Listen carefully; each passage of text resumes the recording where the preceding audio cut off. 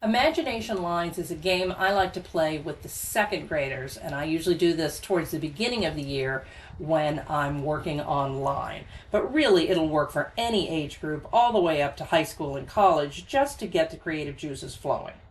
You're going to need two things. One, a stack of cards with different lines drawn on them, and two, a stack of samples to get people started. Or you could just show them my video. I've made another version just for presentation in the classroom.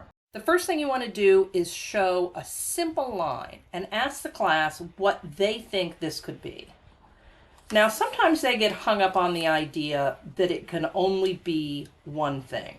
So I like to turn it around different ways, and different shout outs say, yes, it could be that, it could be that. Don't make them think that there is just one secret thing that they have to find.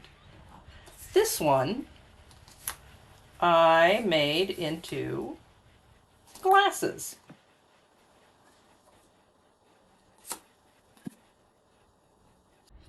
Now, you could have these ready-made, as I do, or you could demonstrate the drawing process with a document camera, depending on how much help they need and how much time you want to spend. But I find that once they see me demonstrate just a few, they get totally inspired and are ready to go to town.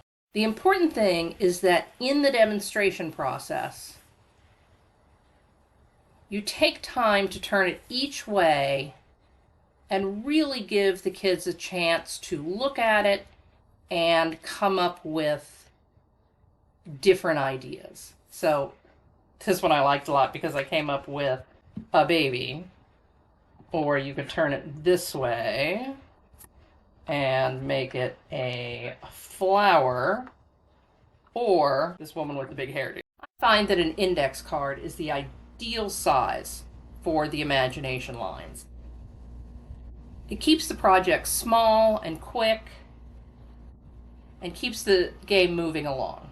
Before class, I prepare usually an entire pack of index cards. Have them ready to go. Once the demonstration is over and everybody is ready to go, I just randomly pass out one of these to each student. When they have completed their drawing, they get another card. If you find that they're going too fast and going through too many cards, you can send them back to add more detail or better craftsmanship. But really the point is to get them to look in all different angles and think of lots of different ideas. If I run out of cards, I will have blanks and I will let them draw lines and give those to each other.